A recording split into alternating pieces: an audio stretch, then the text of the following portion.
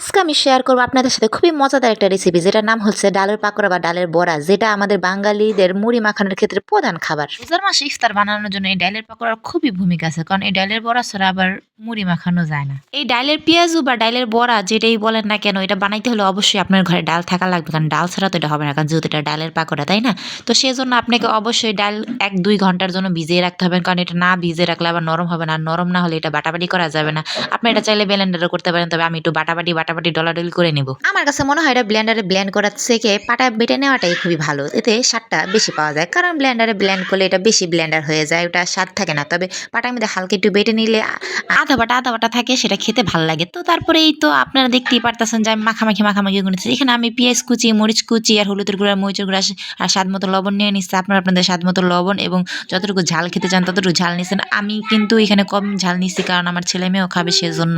এখানে হচ্ছে এর মেন কাজ, এই যে দেখতেছেন আমি ডলাডলি করতেছি, এটাকে আলু ভর্তার মতো চেটকে বেটকে লেটকে টেটকে এটা ডলাডলি করতে হবে। আপনার শরীরে যত শক্তি আছে, যত জিদ আছে, সব এখানে খরচ করতে হবে, বুঝছেন? যখনই আপনার মনে জিদ থাকবে কারো প্রতি, তখনই আপনি এরকম ভর্তা রেসিপি বানাবেন। আর ভর্তা রেসিপি বানায় মনের শরীরে যত জিদ আছে সবগুলো ওই ভর্তার উপরে ঢালবেন, তাহলে দেখবেন আপনার শরীরের জিদ কমে যাবে। এই যে আমি ভয়েস দিতেছি, আমার পুস্কুটার সাইডটা খালি বিরক্ত করতেছে, ভয়েস দিতেছে, তারও খুবই ভয়েস দিতে ইচ্ছা করতেছে। ওর ভয়েসটা কিন্তু আপনারা আবার ইগনোর করবেন, কিছু মনে করবেন না কিন্তু প্লিজ।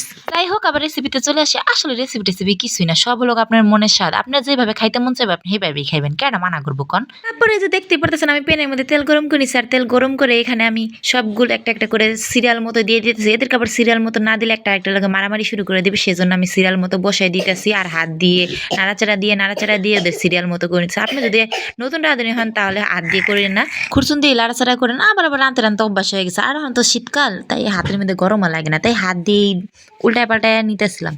আর শুধু রান্না করলেই তো হবে না, রান্না করতে গিয়ে যে রান্নাঘর অপরিষ্কার হয় সেটাও তো পরিষ্কার করতে পারে। সেটা পরিষ্কার করার জন্য অবশ্যই আপনাকে ময়লা কাপড় নিতে হবে, সেটা যে কারোরই হতে পারে, আপনার হাজবেন্ডের হতে পারে বা আপনার বাচ্চার হতে পারে। এই যে আমি এখানে একটা বাচ্চার ন্যাকড়া নিয়ে নিচ্ছি, এটা দিয়ে আমি এখন পরিষ্কার করে নিব।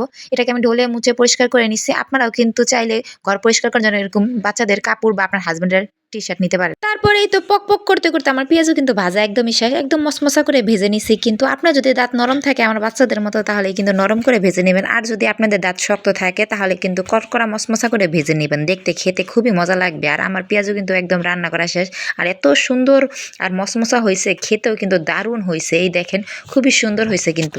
তো এই শীতের মধ্যে যদি গরম মজার নাস্তা খেতে চান, তাহলে অবশ্যই কিন্তু বানায় খাইতে হবে। আমারটার মধ্যে আবার নজর লাগায় না কিন্তু, তাহলে আমার পেট খারাপ করবে। যাই হোক, আমার ভিডিওটা আপনাদের কাছে কেমন লাগছে কমেন্ট করে জানাবেন। অনেকক্ষণ ধরে পক করতেছিলাম, তার জন্য ক্ষমা চাচ্ছি। যদি ভালো লাগে একটা লাইক কমেন্ট করে যাবেন, ঠিক আছে? আর মজাদার নাস্তা বানিয়ে খাবেন, আমারটার দিকে লোভ লাগবেন না, ঠিক আছে? তো আজকের মতো এই পর্যন্ত, সবাই বিদায় নিতেছি। আল্লাহ হাফেজ, সবাই ভালো থাকবেন, সুস্থ থাকবেন, ধন্যবাদ।